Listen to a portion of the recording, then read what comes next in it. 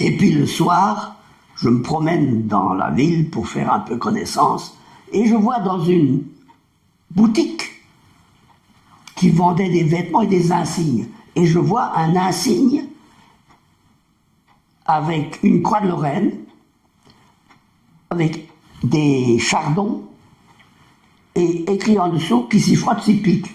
Oh, ça c'est joli. C'est pas du tout le blason de la Lorraine, mais bon, je l'achète, j'achète une aiguille et du fil, et je le coupe sur ma veste. Et comme il faisait bon, je n'ai pas mis le manteau et je me promenais. Et en passant un pont, je le vois encore, un homme me dit « Bravo pour la croix de Lorraine ». Alors je dis « Merci monsieur, pourquoi dites-vous ça ?» Alors là, il tique, il me regarde bien. Il me dit « Qu'est-ce que vous faites ici ?»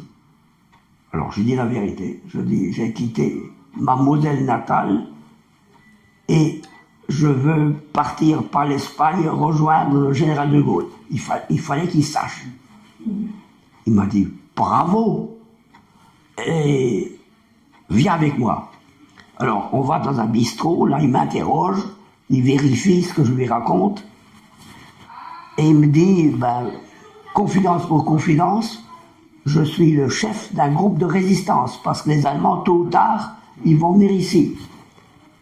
Est-ce que tu veux en faire partie? Moi je dis ben, bien sûr. Alors il me dit bon ben tu vas venir dimanche matin, tu vas manger chez moi.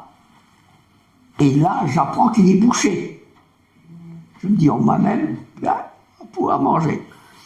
Et je vais chez lui, il n'avait pas d'enfant, une femme charmante qui avait l'air de me trouver mignon. C'était l'enfant qu'elle n'avait jamais eu. Et je mangeais mon beefsteak frites. Beefsteak frites, ça faisait des années que je n'en avais pas mangé. Et le comble, c'est qu'il dit, il faut que je t'arme. Alors voilà un pistolet, un revolver en fait.